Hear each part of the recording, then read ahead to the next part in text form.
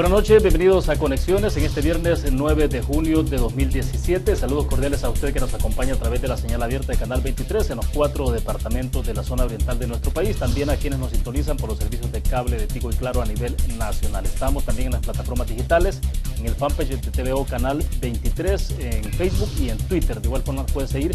Si usted desea, puede descargar también la aplicación TVO Canal 23 desde su smartphone y vernos entonces en cualquier país en el mundo. Vamos a tratar de avanzar en el tiempo, puesto que tuvimos algunos problemas técnicos de inicio y las disculpas del caso, pero vamos a tener habilitados dos teléfonos, estarán apareciendo en pantalla 22630023, 22649179. Si ustedes desean participar en el transcurso de la entrevista, los vamos a tener habilitados. Antes de presentarles un poco a nuestros invitados, quiero mostrarles rápidamente qué es lo que ha estado un poco en agenda este día. Alguna información que ha estado en desarrollo también durante la semana. Desalojan a la alcaldía de Nuevo Cucatlán, dice la prensa gráfica en su versión impresa de este día. Por orden judicial desalojan alcaldía de ese municipio. Mientras tanto, la viuda del expresidente Francisco Flores dice que hay sed de venganza contra su familia. La Policía Nacional Civil que ordena patrullar con rostro descubierto y sin unidades élite a los agentes policiales. Javier Simán, el presidente de la ASI, dice que el gobierno no debe promover la impunidad. También tenemos declaraciones de Alcide Gómez, secretario general del Sindicato de Médicos del Hospital Rosales, dice: ni en los años más oscuros, cuando gobernó Arena, nos trataron así. Mientras tanto, Diario El Mundo, familia Flores dice: los bienes son heredados. Más detalles de esa situación, y aquí un poco el periódico Más, también lo que tiene en la versión electrónica de este día, información sobre la zona oriental del país en las últimas 72 horas, por ejemplo, en sucesos. El cortocircuito que afectó el Hospital San Juan de Dios en San Miguel, que incendió sábanas en área de lavandería. Quema de cocaína y marihuana en Ilopango. También de esto vamos a tratar de avanzar con el tiempo. La intención de votos también, de acuerdo a la encuesta del UDOP, del Instituto Universitario de la Opinión Pública. Ayer estuvo con nosotros, por cierto, la directora de esa institución. El tema que está también en agenda esta semana, presupuestos de la procedencia de la acción de extinción de dominio según la ley especial, dice la Fiscalía General, puesto que eso es un tema que está en discusión en este momento. Si antes de ser vencido en juicio una persona, en este caso, le pueden extinguir sus propiedades o bienes. Pues bueno, esto es lo que tenemos. También hay alguna información sobre la Sala de lo Constitucional, que ha pedido a la Sala de lo Contencioso Administrativo que explique en qué se basó para detener el proceso de entrega de información del Ministerio de Hacienda hacia el Instituto de Acceso a la Información Pública. El ministro de la Defensa, que habría violentado el Código Militar, el artículo 166 del Código de Justicia Militar, que se supone que le inhibe de participar en actos proselitistas, como fue el que se generó después del discurso que presentó el presidente Salvador Sánchez Serén ante la Asamblea Legislativa y que fue ante militantes de ese instituto político. Pues bien, agradecemos esta noche que está con nosotros en nuestros estudios Ima Girola. Ella es representante de SEMUJER. Ima, bienvenida, buenas noches. Gracias, muy buenas noches, William, un gusto. Perfecto, también agradecemos a Félix Ulloa, presidente de IEGES, que está con nosotros. Bienvenido, Félix. Gracias, William, buenas noches. Agradecemos de igual forma a Roberto Ocampo, de Acción Ciudadana, que nos acompaña. Bienvenido, buenas noches. Muchas gracias. Bueno, antes de iniciar, recuerdo a ustedes, Almacenes Bomba, la explosión de precios bajos con 19 sucursales en todo el país, una promoción especial del 9 al 11 de junio. En ropa y calzado usted obtiene el 20% de descuento y si utiliza la tarjeta de Bomba recibe el 5% adicional. Pues bien, para comenzar entonces esta noche me gustaría abrir rápidamente, Ima, contigo y explorar un poco sobre el tema que ha estado en agenda y que tiene que ver con el tema de transparencia, con el tema anticorrupción, pero que ha generado controversia. Yo sé que tú no eres abogada, pero bueno, el tema de extinción de dominio está en este momento en debate. Claro. Si es viable o no, sobre todo cuando una persona está siendo investigada, procesada, pero no ha sido condenada en el proceso judicial. Sí, bueno, ¿Tu opinión? La misma Constitución establece con mucha claridad que una persona es inocente hasta que se compruebe su culpabilidad, hasta que sea oída y vencida en un juicio y bajo las normas del debido proceso. Y en ese sentido también habrá que poner bajo esta lupa constitucional la propia ley de extinción de dominio. Habrá también que identificar cuáles son los elementos en los casos en particular, cómo se está procediendo por parte de la autoridad fiscal, policial y por supuesto también judicial. Y en ese sentido, y en particular esto ha salido a la luz alrededor de algunos casos emblemáticos en los que no se ha tenido en un primer momento una sentencia propiamente o que incluso ha habido una absolución. Hay que analizar esto en el caso en particular de la audiencia especial de un proceso civil. En el caso de los bienes del señor ya fallecido, expresidente de la República, Flores, habrá que ver también los elementos que están relacionados con el tema de la herencia y de la aceptación de herencia. Por eso mismo la audiencia ha sido suspendida. Entendemos que la autoridad judicial del quinto de sentencia tendrá que hacer una ponderación de todos los diferentes elementos que se están proporcionando por parte de las partes procesales. Y en este sentido, lo que sí creemos que es importante es, por un lado, cualquier ley secundaria debe atenerse a lo establecido por la Constitución. Hay algunos señalamientos al respecto y esto no hay que verlo a la luz de los casos en particular, porque ahí es donde de pronto nos perdemos. Hay que verlo a la luz de la Constitución y de su interpretación como tal, y en ese sentido, quienes se vean, quienes estén considerando que hay una inconstitucionalidad, definitivamente hay que activar ese proceso. A ver, Félix, ahora sí, entonces tú eres abogado, muy conocedor de toda esa parte normativa, aunque esa es la parte estrictamente penal, pero bueno, quisiera conocer entonces qué opinas alrededor de este tema. El tema de extinción de dominio es que evidentemente, bueno, cualquiera dice, bueno, sí, es que efectivamente hay que establecer mecanismos preventivos, ¿no? Porque si alguien está en un proceso de investigación, pues hay que evitar que en un momento determinado pueda vender las propiedades, deshacerse de las cosas que ilícitamente se habría apropiado, ¿no? Entonces, pero el tema de lo que está ocurriendo en este momento es el caso particular de la familia del expresidente Flores. Bueno, y no solo el caso Flores, hay otros casos en los cuales se ha aplicado esta ley y yo creo que el tema va más allá de ser una medida precautoria, porque cuando se trata de medidas precautorias están las medidas ordinarias que los jueces dictan, como son los embargos, en fin, inmovilización de cuentas. Hay medidas que son directamente asociadas a los procesos penales, justamente para evitar lo que tú dices, de que un indiciado, un procesado, pueda deshacerse de sus activos. Aquí esta ley va más allá y tiene una connotación diferente, y es la parte por la cual se está reclamando su inconstitucionalidad, y es el hecho de la retroactividad que tiene la ley, porque la ley, en el único caso en este momento que existe esta disposición que le permite ir hasta donde se considere necesario y conveniente para la afectación de bienes de una persona que está en proceso, sin importar si ha sido todavía vencida en un juicio, como dice la Constitución, porque se trata de una materia de orden público. La explicación que se ha dado es que de esta manera, en la lucha contra la corrupción, se puede ir a perseguir a personas que han sido señaladas de delitos de corrupción, que por la parte penal estrictamente no se les puede perseguir por la prescripción. Por ejemplo, el caso Cristiani, digamos. El presidente Cristiani ejerció la presidencia de la República de 1989 a 1994. A esta altura ya no se le puede iniciar ningún proceso penal por enriquecimiento ilícito ni por cualquier otro delito asociado a ello. Pero si se le llegara a aplicar esta ley, se podría ir contra los bienes del expresidente, no importa en qué fecha hayan sucedido los hechos o hasta dónde se considere oportuno aplicarla. Esa es la característica especial de esta ley. Por otra parte, no es exclusiva en El Salvador. Yo la he visto aplicarse en Guatemala en casos de la lucha contra la corrupción. Creo que es de las herramientas que el derecho a nivel internacional está proveyendo a las legislaciones y a los estados para ser más eficientes en la lucha contra la corrupción. Porque muchos corruptos esconden sus fortunas, esperan que pase los 10 años, los 15 años, o sea, el término de prescripción que puede dar la legislación nacional, y luego la sacan.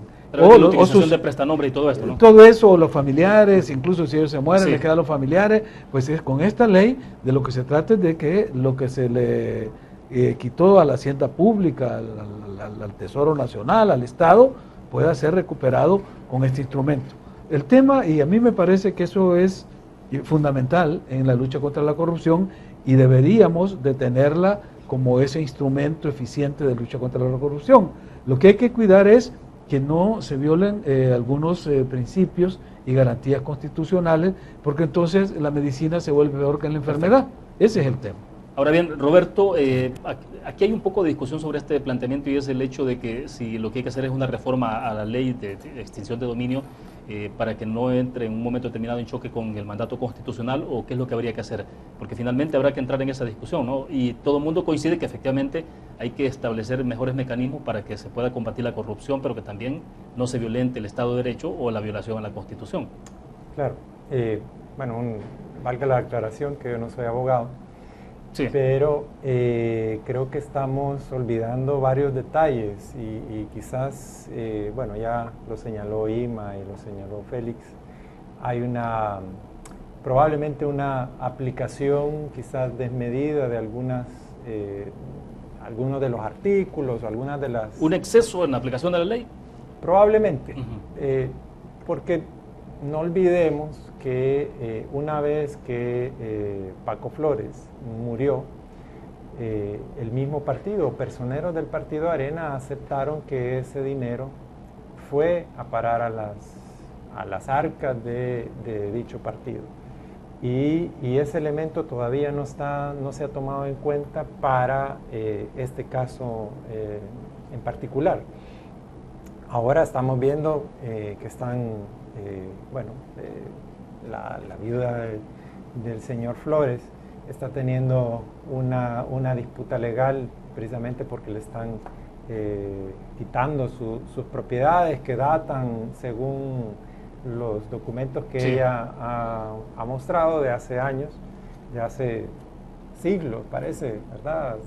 No sé cuántos años mencionó. Pero en todo caso creo que estamos olvidando el destino que tuvo el dinero que a Francisco Flores le fue entregado por parte de Taiwán y que todavía no se ha realizado ningún tipo de acción penal sobre ese monto que bueno, el partido lo aceptó. Y no hemos visto ninguna acción sobre eso, ¿verdad? Quiero volver contigo, Félix. ¿Habría que establecer una revisión de esta normativa o no?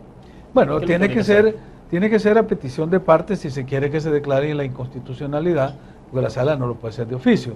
Yo creo que en estos casos que ya ha salido a la luz... Bueno, de hecho entiendo que el abogado Pérez Bennett ya presentó un recurso de inconstitucionalidad sobre esta normativa, debo entender. Bueno, yo desconozco si hay una petición, porque no es en general a toda la ley que vas a pedir la inconstitucionalidad, puede ser a una u otra disposición que es la que puede violentar algunos principios. Pero en los casos particulares me imagino yo que lo que va a haber serán amparos, porque cuando de lo que se trata es de la protección individual de un derecho constitucional, lo que procede es el amparo. Si es una situación general que queremos crear, que sea una sentencia erga omnes, entonces se procede a la demanda de inconstitucionalidad. Creo que esos son los elementos que hay que analizar. Si este abogado presentó una demanda, si es un amparo porque está defendiendo los intereses de un cliente en particular, o si se trata de pedir la inconstitucionalidad general para que la ley sea, o la reforma, o la necesidad de expulsar del sistema jurídico alguna disposición o dos, sea obligatoria para todos. No sé cuál de los dos recursos ha utilizado él, si el amparo o la inconstitucionalidad. Pero en todo caso, aquí estamos enfrentando una situación inédita, porque no sabemos qué va a pasar con esos bienes. Ya se está hablando de que en algunos casos, por ejemplo, la Corte Suprema está administrando algunos bienes que han sido objeto de esta ley de extinción de dominio. En otros no sabemos si al final del proceso y la persona es condenada, se le va a quitar todo o se va a hacer una liquidación para saber hasta dónde alcanza a cubrir los bienes que han sido incautados. Porque eventualmente o se si hablaba sobra de 9 propiedades con un monto de $500,000. Decían, todavía no está claro. Eso es lo que hay que ver, porque si no alcanza, entonces habrá que seguir en una acción supletoria, o si sobra, habrá que liquidarlo y devolverle una parte. Es decir, son procedimientos que los abogados estamos acostumbrados a ver en los tribunales cuando pedimos la liquidación judicial, cuando una persona está embargada y está respondiendo con bienes, para ver si cubre el monto de la deuda reclamada, y si le sobra, pues se le regresa, ¿no? Bueno, perfecto. Debo hacer la primera pausa comercial. Cuando regresemos, tengo acá proyectado en el monitor esta información, esta petición de la Sala de lo Constitucional hacia la Sala de lo Contencioso Administrativo, que tiene que ver con el hecho de que explique las razones jurídicas constitucionales que le han llevado a la Sala de lo Contencioso en detener que el Ministerio de Hacienda entregue información de los partidos políticos hacia el Instituto de Acceso a la Información Pública en el marco de requerimientos de los ciudadanos. Cuando regresemos tendremos habilitados los dos números de teléfono si desean participar, 22630023, 649179. Recuerdo nuestro patrocinador de conexiones, Almacenes Bomba, la explosión de precios bajos, con una promoción que está en vigencia desde este viernes 9 hasta el próximo domingo, 20% de descuento en ropa y calzado. Si usted presenta la tarjeta Club, recibe el 5% adicional. Regresamos.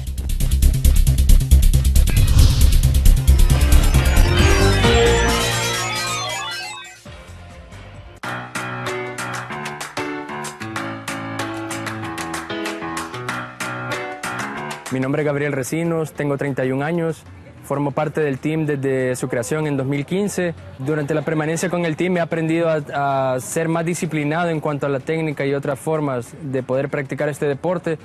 Yo lo inicié a practicar años atrás, inicialmente por cuestión de salud. En este caso ahora también he integrado el elemento competitivo, que ha sido un complemento a la forma en como yo veía el atletismo. Me dedico al área del periodismo enfocado sobre todo al área legislativa. Para aquellas personas que están interesadas en formar parte de este estilo de vida, los invito a que lo hagan. Van a darse cuenta que los beneficios para su salud son muchos. Inicialmente puede parecerles complicado o difícil iniciarlo, porque requiere disciplina y bastante entrega, pero cada quien puede hacerlo a su ritmo. No tienen que tratar inicialmente de copiar a otras personas. Tienen que saber que cuando ustedes empiecen a dar sus primeros pasos dentro de este deporte, lo van a hacer según sus condiciones y sus capacidades, y poco a poco se van a dar cuenta que pueden irse superando, porque antes de tratar de superar a otras personas que pueden ver en una competencia, tienen que tratar de superarse ustedes mismos, y se van a dar cuenta que mediante el entreno constante van a lograr alcanzar esas metas que se propongan.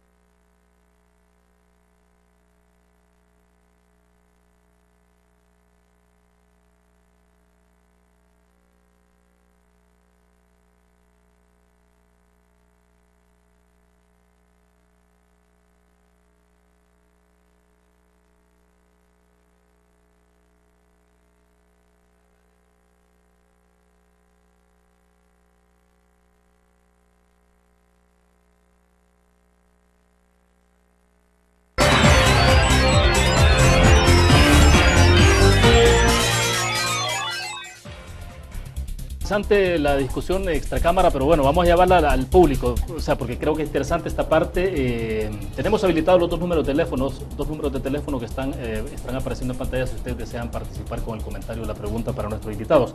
Bien, el tema puntual es sobre esta petición entonces de la Sala de lo Constitucional hacia la Sala de lo Contencioso Administrativo. Félix, comienzo contigo, porque sí me interesa que la población conozca un poco la discusión que hemos tenido o han tenido ustedes. Sí, no, pero es que antes de llegar a eso, el tema no es si una sala le puede ordenar a otra. O sea, no existe ese mecanismo porque no hay, son interpares, no hay ninguna sobre otra. Sí. El tema es si la Sala de lo Contencioso está violando una sentencia de la Sala de lo Constitucional. Y eso es lo que hay que analizar, cómo la Sala de lo Contencioso admite una solicitud del ministro de Hacienda que se niega a entregar la información sobre las declaraciones de los donantes a los partidos políticos. Ese es el tema. Y ahí lo que hay que ver es qué es lo que dice la ley de lo contencioso administrativo, porque la sala tiene competencias limitadas.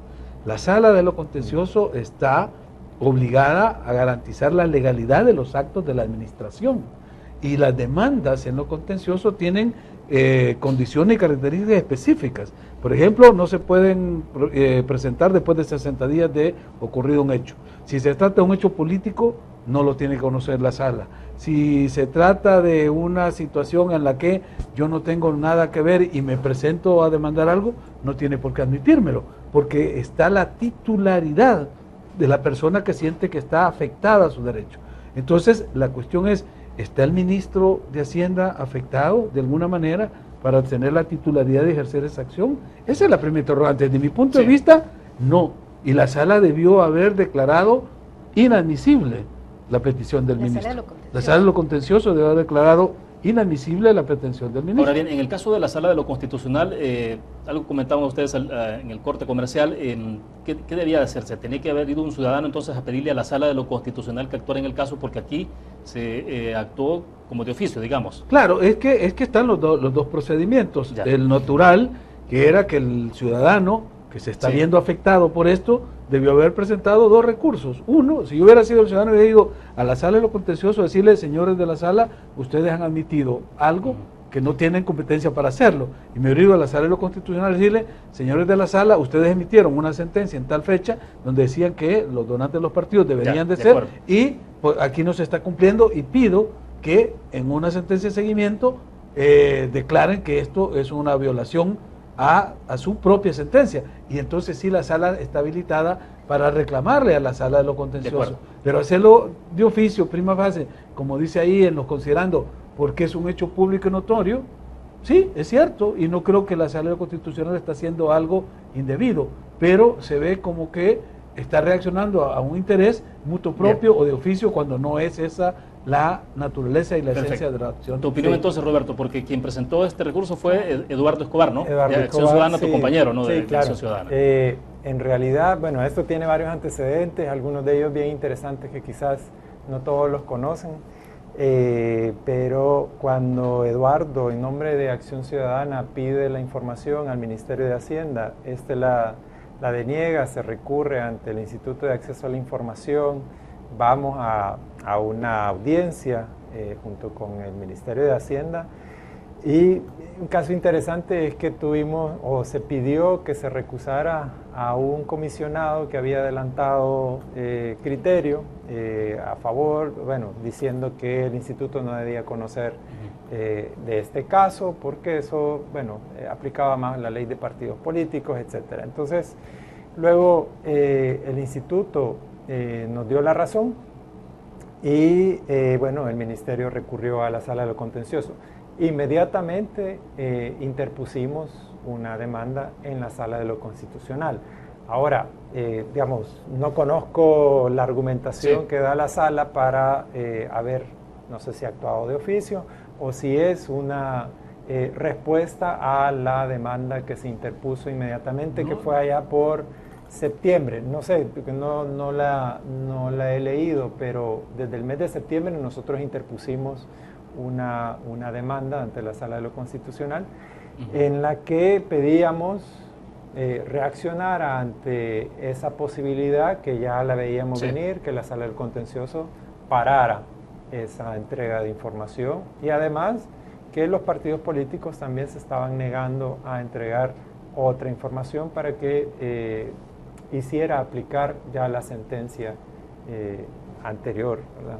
De acuerdo. Ima, esto, el tema de fondo es si es el tema de la transparencia financiera de los partidos políticos. En esencia eso es lo que está. Claro. Lo demás tiene que ver con procedimientos y todos los vericuetos legales que hay alrededor de esto, ¿no? Sí, sí, no, y aquí también es un llamado a tener mucho cuidado, porque muchas veces se hace una manipulación por intereses que de pronto pueden estar ahí en el ambiente, cuando en realidad justamente, y tú muy bien lo señalas, y el antecedente que da Roberto nos permite identificar que en el centro lo que está es el derecho a la verdad, es un derecho a la verdad, al acceso a la información, es estar hablando además de la transparencia, que es una obligación de toda persona, funcionaria, funcionario, empleado público, servidor público, que tiene manejo de fondos, y en este caso en particular en relación a los partidos políticos hay un elemento que está a la base y tiene que ver con la transparencia que debe existir. Hay preexistente una sentencia constitucional, que también no hay que olvidar que esto tiene todo un antecedente previo y que nos habla precisamente de los avances que se tienen y, por supuesto, las cúpulas, no solo partidarias, las cúpulas de los círculos de poder de diferente naturaleza, por supuesto que siempre van a saltar en diferentes momentos para ocultar la información, para generar opacidad en esto. Cuando la Sala de lo Constitucional señala el artículo 172 de la Constitución y establece que es precisamente parte de la acción juzgadora, no solo de la Sala de lo Constitucional, como muy bien lo señalaba Félix, sino que del órgano jurisdiccional en general, juzgar y hacer ejecutar lo juzgado, en este caso, para la Sala de lo Constitucional, en materia de lo constitucional, si hay una situación que se está vislumbrando en materia constitucional y que además es justamente en seguimiento a un proceso que se está desarrollando, donde hay además precedentes de sentencias constitucionales al respecto de la ley, ¿cómo se llama la ley? Propiamente la de los partidos políticos, en la parte esta de financiamiento, exacto. Entonces, estamos hablando realmente de una acción que se debe de ver bajo esos términos. Ahora, ¿qué tanto esto puede sentar un antecedente, un precedente, Félix, en términos de que entonces todas las demás instituciones pueden recurrir también entonces a la Sala de lo Contencioso? En algún momento determinado utilizó ese recurso también Sigfrido Reyes, de acudir a la Sala de lo Contencioso, en actos que se supone que son estrictamente administrativos.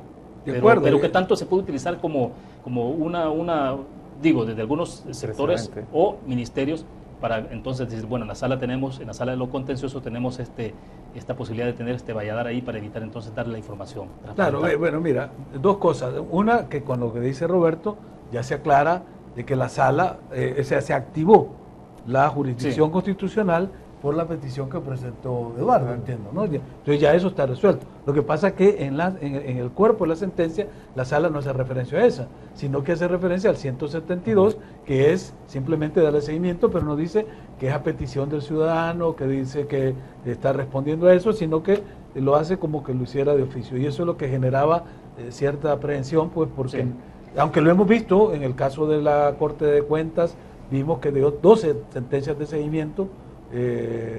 No es de extrañar, pero en este caso ya está resuelto con eso. Lo otro sí creo que es lo que tú señalas, que es lo más importante de todo, de que la Sala de lo Contencioso debe tener muy clara cuáles son sus competencias, porque están establecidas en la Ley de lo Contencioso Administrativo. Y estos hechos que no son de carácter estrictamente administrativos, no tiene por qué tenerlos la Sala admitirlos. O sea, la competencia está limitada a la legalidad de los actos. ¿Qué es eso? Su función es garantizar la legalidad de los actos de la administración. Y como te decía, hay requisitos, y uno de ellos es que quien debe de incoar una demanda en la Sala de lo Contencioso es el titular del derecho. Sí. No puede ser otra persona. Entonces aquí es lo que yo me cuestiono, si el ministro de Hacienda es titular de un derecho para ir a pararse a la Sala. Porque como tú decís, puede ser un recurso que van a encontrar muchos funcionarios que no van a querer acatar otro tipo de obligaciones legales y van a ir a la sala de lo contencioso para encontrar ahí un amparo. No, y fíjate que es interesante esto porque resulta que, mira qué interesante, el ministro de Hacienda reacciona en este sentido, sí, prácticamente garantizando a los partidos políticos, y hay que decirlo con claridad, Félix, el partido de gobierno es el principal, y aquí está Roberto que nos podrá explicar con más detalles sobre toda esta acción que ha hecho Acción Ciudadana precisamente para solicitar la transparentación de los fondos de los partidos políticos, pero el ministro de Hacienda no se vuelve en relación a los intereses de la ciudadanía que día a día están siendo violentados, que tienen que ver con un tema de Hacienda. ¿Es una protección del ministro de Hacienda hacia los intereses del FMLN? Entonces uno se preguntaría, ¿será eso? No, la pregunta queda en el aire, ¿será eso? Para mí, pareciera. No, pero aquí Roberto no puede aclarar. Es un tema que no es solo... Antes de irnos a la pausa, sí, porque... Sí, no, es que es importante saber qué es lo que pidió Eduardo y que se lo anunció el Ministerio de Hacienda. Sí. Porque si es la declaración de un ciudadano, no está hablando de las contribuciones a los partidos, está hablando de la declaración de la renta de un ciudadano que tiene múltiples informaciones que no tienen que ver con donativos que le puede hacer a un partido. Entonces, si lo que se pidió era para cruzar información, cuánto dio este ciudadano a este partido y el partido lo reportó o no, y ese cruce es importante, entonces, sí, o se pidió la certificación en su conjunto. Explícanos, Roberto, entonces, para irnos a la pausa rápido. Rápidamente, lo que se le pidió al Ministerio de Hacienda es que nos entregaran los formularios, creo que es el 960, si no me equivoco, que entregan todos los partidos deben entregar ese formulario. Informes mensuales de donaciones. Informe mensual de donación. F960. Exactamente. ¿Es de los partidos políticos? De los partidos políticos, no de los ciudadanos. Entonces, no tenía ninguna razón el ministro de ocultar eso. Claro, pero él aducía secreto fiscal y bueno, toda la protección que debería tener, y obviamente compartimos que debe proteger la identidad de cuánta persona ha donado, pero esto consideramos que tiene un interés mayor para la ciudadanía y por lo tanto debía haberla entregado. Te digo que uno de los argumentos que presentamos fue que el mismo Ministerio de Hacienda hizo pública un listado de personas deudoras al fisco, y entonces el hecho de que no quería poner en riesgo a esas personas que habían donado, ahí se cae. Bien, nos quedamos en el punto entonces, vamos a la pausa comercial, la última pausa.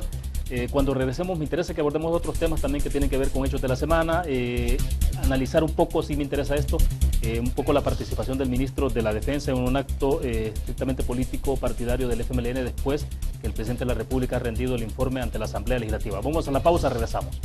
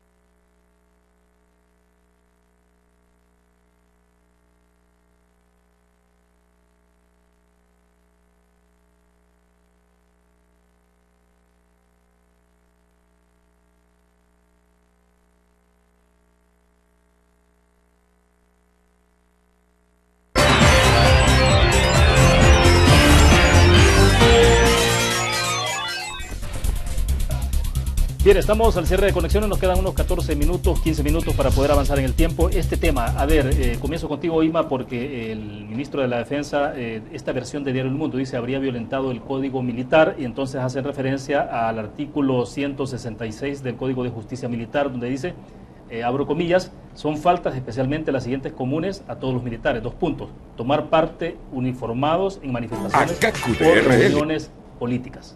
Tu opinión.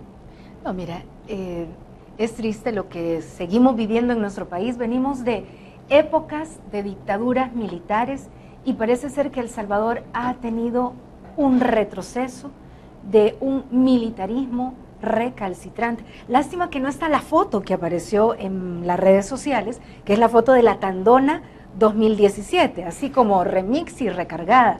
Y o sea, te trasladaste un poco inmediatamente, a la por de la Dios. guerra. Y eso que justamente estamos además cruzando la información con respecto al caso del Mozote, por ejemplo, y cuando acá lo que estamos viendo es un irrespeto a la Constitución.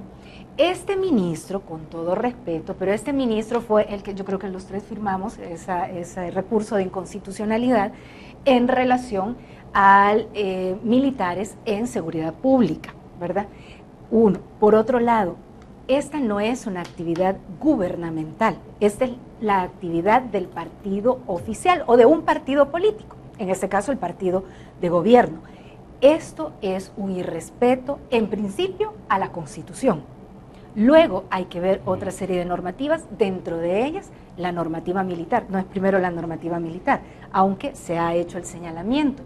Acá lo que estamos viendo también, porque no son hechos aislados, sino que estamos viendo cómo se interconectan una serie de hechos, de planteamientos. Hemos visto la prepotencia militar en su máxima expresión. Cada conferencia de prensa ha sido un lleno total de militares que están, pero así, con un porte de verdad de la Tandona. Y bueno, esto, ha ocurrido cuando han acudido a la Asamblea Legislativa también en otros momentos. Esto ha ocurrido en reiteradas oportunidades, pero estas acciones en particular de las conferencias de prensa y esa foto que es la que está hacia la izquierda acá, que no se ve en este caso en particular, nos habla de no solo de un irrespeto a la Constitución, que ya es bastante, y un irrespeto al Código Militar, sino que además de una acción de retroceso en la visión que se tiene en nuestro país,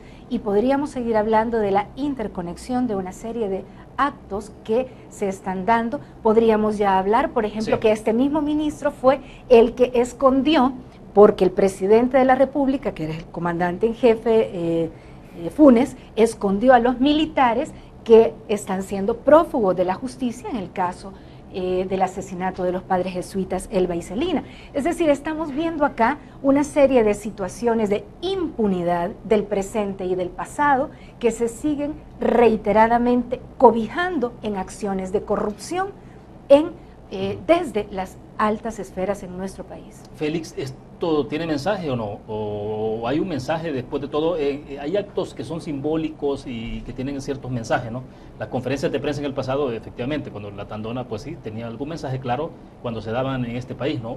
Pero ahora... no, y el mensaje era, como tú dices, era tan claro que se sentaban todos los jefes militares de los cuarteles, de las brigadas, del Estado Mayor, para dar el mensaje de unidad de la institución armada en una situación de conflicto. Ahora el mensaje, cuando tú ves, porque el ministro actual le gusta usar mucho el uniforme de gala o ponerse mucho las condecoraciones, es decir, es bastante histriónico, diría, ¿no? Entonces es un mensaje de decir, igual, miren, aquí hay unidad, porque como él lo decía en una entrevista en un canal, al ser una figura pública, él tiene muchos adversarios y que han tratado de desacreditarlo por el tema de la tregua y por muchas otras cosas, y en ese contexto se da el informe del tercer año de gobierno a la Asamblea Legislativa, que es un acto político, porque todos los actos de la presidencia son actos políticos. Se va y él, como parte del staff de gabinete, pues, ministro de Defensa, tiene que ir y va acompañado de su jefe al dar el informe a la Asamblea. Ahora, lo que estamos viendo es si va o no va a un acto partidario. En derecho, el contenido y la forma tienen el mismo peso. El contenido de este acto, como todo el mundo lo ha entendido, era un acto partidario del partido oficial, del FMLN, porque estaban ahí aplaudiendo, ¿verdad? Y estaba toda la barra y la comisión de aplausos activa para apoyar al presidente. Pudo haber violado el código pero de justicia no había, militar. o sea, no se ve que sea un acto partidario, o sea, no se da en la sede de un partido, no hay banderas del partido, no hay, es de la parte de la forma. Partidarios no se por eso, pero no es un acto. Simpatizantes con las bases del FMLN. Lo que él dice es, fuimos primero a dar el informe a la asamblea y luego fuimos a dar un informe a la sociedad. Ya. Es decir, en la forma creo que se ha cuidado de no violentar lo que le prohíbe el código. Lo que sí estuvo en crisis hace un pocos días era prestar unas instalaciones en una guarnición militar, creo que en Santa Tecla, para una fiesta que iba a ser un partido político. Para recaudar fondos del FMLN. Entonces, como ves, las cuestiones de forma y de fondo son importantes tenerlas claras. A ver, Roberto, tu opinión. A mí lo que me genera esta imagen es, una sensación de militarización, en primer lugar. Segundo, hasta cierto punto, estamos demostrando que Fuerza Armada y FMLN o partido en el gobierno estamos muy de la mano, ¿verdad? Y esto, digamos, es una demostración de fuerza y de poder. Una demostración en la que, hemos visto casos en otros países donde el ejército, en lugar de estar sirviendo al país, está al servicio de un determinado sector, y en este caso el FMLN está, yo creo que muy de la mano del ejército, y esta es una muestra clara, ¿verdad? No, yo creo que es irresponsable de parte del ministro haber participado en un meeting de estas características, porque ya lo explicaba Félix, no es un acto oficial, es el acto posterior al acto oficial, y por lo tanto no cabe la presencia ni del ministro ni de todos los militares que estaban ahí. Bueno, me interesa que cambiemos el otro tema porque nos quedan pocos minutos, 5 minutos para ser exactos. Este es el tema. La última encuesta del Instituto Universitario de Opinión Pública da esos porcentajes, llama la atención, ninguno, por ejemplo, en intención de voto, 39%, prácticamente resume en la sumatoria Arena y FMLN, que están virtualmente empatados. Ima, un poco cuál es el análisis de ustedes. Bueno, en primer lugar estamos hablando, algo que ya lo hemos señalado diversas organizaciones desde hace ya más de una década, y es el deterioro de la credibilidad hacia los partidos políticos, porque se pasaron de ser institutos políticos a convertirse en parafernalias electoreras, con una gran infiltración de corrupción, incluso el tema del narco, en términos muy generales, no estoy haciendo un señalamiento en particular, pero luego además porque antes todavía había como un poco para alguna gente, digo yo, me excluyo de ahí, pero antes había para alguna gente, cuando el FMLN gane, entonces la cosa va a ser diferente. Ganó el FMLN, pero después dijeron, no, es que era foráneo, cuando el FMLN de verdad gane. Y pues ya ganó, ya está aquí, ya tiene 3 años, estamos en lo mismo, tenemos 5 y 3, 8, todavía se sumar 8, y tenemos una serie de situaciones que vamos en franco retroceso. Eso se ve reflejada no solo en ese dato primario que hablábamos, como decía Sergio Bustamante, el pollo, ¿verdad? El movimiento 39.2. Sí, al menos nombre le pusieron, ¿no?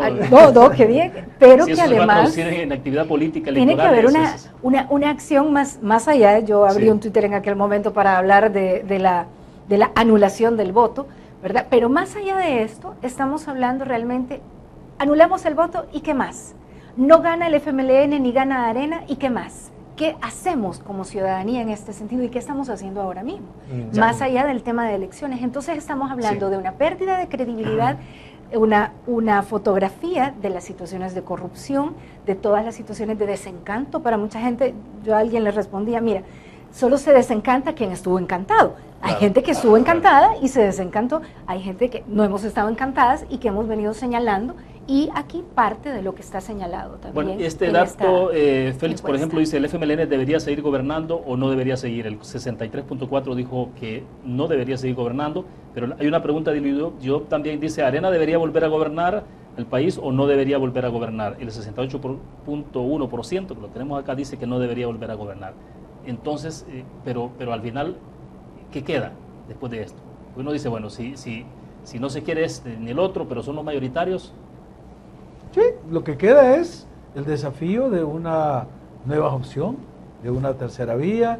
Pero no lo hemos tenido, es decir, más bien sí han existido, pero la población o el porque el sistema electoral no permite que surja. Mira, si tú la primera lámina, para ahogar cualquier otra opción. Si tú pones la lámina primera que pusiste y que ha causado revuelo, lo que te da es exactamente el comportamiento electoral que hemos tenido en todas las elecciones de este tipo, en las elecciones municipales y legislativas. Hay un 40% de personas que dicen que no van a ir a votar. En la primera lámina que pusiste. Sí. Que te dice personas que no van a ir a votar, 40%. Eso es esta 39 intención de voto. Eso es lo que pasa siempre. El 40% no vota. Y mirar lo que vota por Arena, el 20%, el 19% por el FMLN. O sea, los dos partidos se llevan... No son mayoritarios en realidad. Exacto, no son, pero el sistema les permite, con 100 personas que voten por Arena y 100 que voten por el FMLN, van a tener los mismos diputados. Roberto, cierro contigo porque nos queda solo un minutito rápido. No, claro, yo creo que coincido.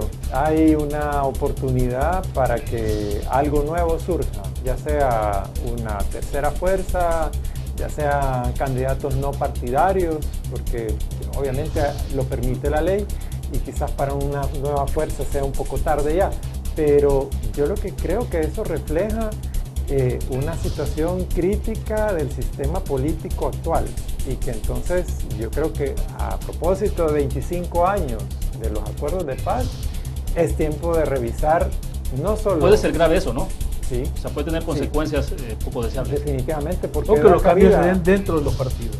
Porque si el sistema está diseñado para que estos dos partidos sean los que se lleven el 80% de los votos, no van a cambiar el sistema, entonces lo que hay que cambiar es nuevo liderazgo dentro de los partidos. Bueno. Hay que cambiar las reglas del juego.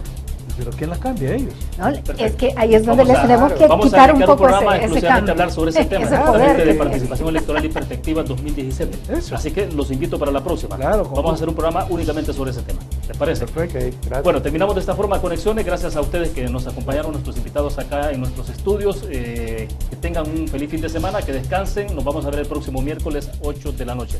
Buenas noches.